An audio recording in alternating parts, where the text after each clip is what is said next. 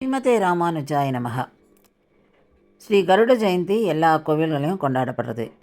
ஆனால் ஆழ்வார் திருநாள் ரொம்ப விமர்சையாக கொண்டாடப்படுறது. அது ஏன் அப்படின்றத நம்ம இந்த வீடியோவில் பார்க்கலாம். ஆடி சுவாதி தான் அவரோட திருநக்ஷத்திரம். ஆழ்வார் திருநகரிலேருந்து சுவாமி நம்மாழ்வாரோட திருமேனி, அதாவது விக்கிரகம் 2 தடவை காணாமல் போய்டுறது. அப்போது கருட பகவான் தான் அதை கண்டுபிடிச்சி கொடுத்தார். அந்த 2 தடவை என்னன்றதை பார்ப்போம். உலுக்கானுடைய படை ஸ்ரீரங்கத்தை நோக்கி வருது. அதை தெரிஞ்சுண்டு சுவாமி பிள்ளலோகாச்சாரர் நம்பெருமாளை காப்பாற்றுறதுக்காக அங்கேருந்து அவர் ஏழை பண்ணிட்டு போகிறார் மதுரையை நோக்கி. மதுரைக்கிட்ட ஜோதிஷ்குடிக்கிட்ட தங்கரை வச்சுட்டு. அதே மாதிரி இங்கேயும் அந்த பயம் இருக்கிறதுனால நம்மாழ்வாரை ஏழை பண்ணிட்டு போயிடுறார். போகும்போது ஒரு படகுல போகிறா. அப்போ படகுலேருந்து அவர் கீழே தண்ணியில் நழுவி விழுந்துடுறார்.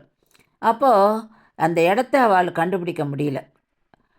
கருடர் பகவான் அந்த ஒரு பர்டிகுலர் இடத்துக்கு மேலே அப்படியே சுற்றிகிட்டே இருந்தாராம். அதை வச்சுட்டு அந்த இடத்துல தேடினா கிடைக்கும்னு சொல்லிட்டு தேடுறா, கிடைச்சிடுறார். ஆனால் திரும்பியும் கொண்டு வர முடியல, ஏன்னா படையெடுப்போட தீவிரம்.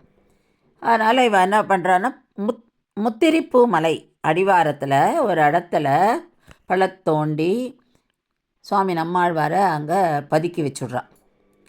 பல வருடங்கள் ஆறுது. அதுக்கப்புறம் திரும்பியும் சுவாமி நம்மாழ்வாரை ஏழை பண்ணிட்டு வரணும். அதுக்காக முயற்சி பண்ணுறா. அந்த இடத்துக்கு போகிறா. அங்கே போனால் அது பல வருடங்கள் ஆனதுனால ஒரே காடாக இருக்குது. ஒரே செடியும் புதரும் பெரிய பெரிய மரங்களும் இருக்குது. அதனால் அவளுக்கு எந்த இடம்னு தெரியல. அப்போது கருட பகவான் ஒரு இடத்துல மேலே அப்படி சுற்றிகிட்டே இருந்தாராம். அதை வச்சு அவள் அந்த இடத்த தேடுறா, கிடச்சிடுறது. திருப்பி எடுத்துன்னு பிரதிஷ்டை பண்ணுறா.